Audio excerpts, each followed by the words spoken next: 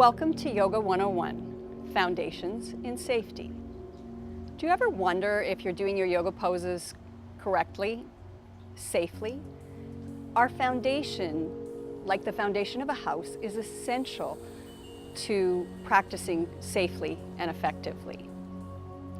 Despite what you may have seen or heard, yoga is not about putting your foot behind your head or coming into downward dog. It's not about what you're doing, it's about how you are doing it. Quite simply, yoga is conscious breath, conscious movement, conscious stillness. Hatha yoga, the physical practice of yoga, was developed to prepare the body to sit comfortably for extended periods of time in meditation. We practice the poses from various starting positions. These starting positions are the foundation: sitting, standing, kneeling, hands and knees, lying on the belly, lying on the back. Today we'll look at sitting, specifically how to sit cross-legged. If I were to just come into cross-legged without any thought or consciousness, awareness, I would just draw my legs in, and this might be how I would look. My knees above my hips, my back rounded, my head tipped forward. And sitting like this compromises the knees, the ankles, the hips, the back, the neck, and it also collapses us in the front body, which is where we need space to be able to breathe fully, deeply, and evenly. So now I will show you how to come into cross-legged seated position carefully and safely. So if you could have something to sit on, whether it's a blanket, a cushion, a pillow, if you have a bolster, something to sit on. If you don't have anything handy, I'll invite you to follow along with me without a prop, and then try what I'm telling you later with a prop to see the difference.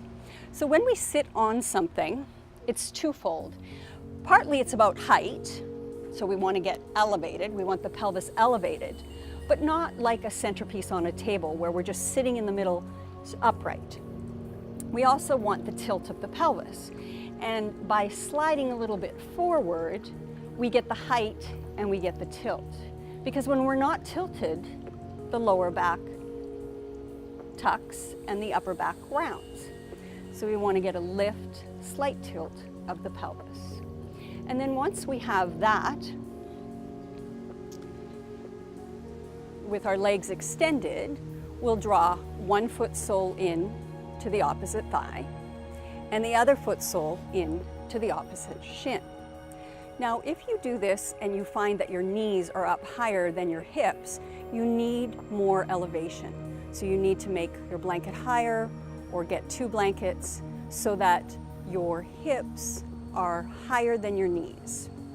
And then take your hands beside you and lift the seat and press the seat back so that the tailbone tilts back and the hips slightly forward again. For some of us, we actually need to use our hands to draw the fleshy part of the seat back behind us, not to the sides, directly back behind us to get that tilt in the pelvis. And now, if your knees are speaking to you and complaining in any way, then you need to listen to them. There's no such thing as a knee stretch. We always want to make sure our knees are comfortable. So if sitting like this is causing discomfort in your knees, I'll ask you to take one leg and extend it so that you'll work into one hip at a time. And then make sure that you alternate this throughout your practice so that you're working evenly into both sides. If you're okay in cross-legged, please draw that foot sole back in. And then with the lower body, the foundation of the lower body in place, we'll draw our awareness to the upper body. So draw the shoulders up, back, and down. Turn the palms face up, allowing the shoulders to roll open. Elbows are in close to the body. And we do this to lengthen front body, side body, and back body. So now, with the torso in position, we want to look at the head. Many of us have tendencies of dropping the chin forward, lifting the chin up, maybe the head leans forward. So imagine that your chin is a drawer and we want to put the drawer into place. So the chin is parallel to the earth, crown of the head to the sky. And then when we draw this chin in like a drawer, it comes back and in, and without forcing or straining, so that the head is sitting evenly between the two shoulders. So I'll turn to my side to show you that again. So the head position, many of us have the tilt forward, the jutting out, the up. So once we have our torso and our lower body in place, imagine that your chin is a drawer and you want to put it into place. So it's parallel to the earth, crown of the head to the sky, and then we draw it in, so sliding the drawer into place so that the head sits between the shoulders and the chin is parallel to the earth. And then with our body, our lower body, torso, and head in place, just close your eyes for a moment, or a soft, unfocused gaze, and notice what it feels like for you to sit in this upright position. And I'd like to leave you with 2 rules to follow in your yoga practice. The first rule is to listen to your body first and the instructor second. So if something doesn't feel right, if there's pain, discomfort, make sure that you adjust, modify, or come out of the posture.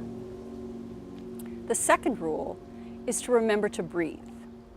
In yoga, we inhale through the nose and we exhale through the nose. Practicing yoga without the breath would be the equivalent of playing baseball without a bat. Please bring your palms together in front of your heart. And we end our classes with the yoga greeting, Namaste. The teacher initiates this as a sign of respect and gratitude towards her students. In very simple terms, it just means the best in me acknowledges and greets the best in you. Thank you for joining me today. Namaste.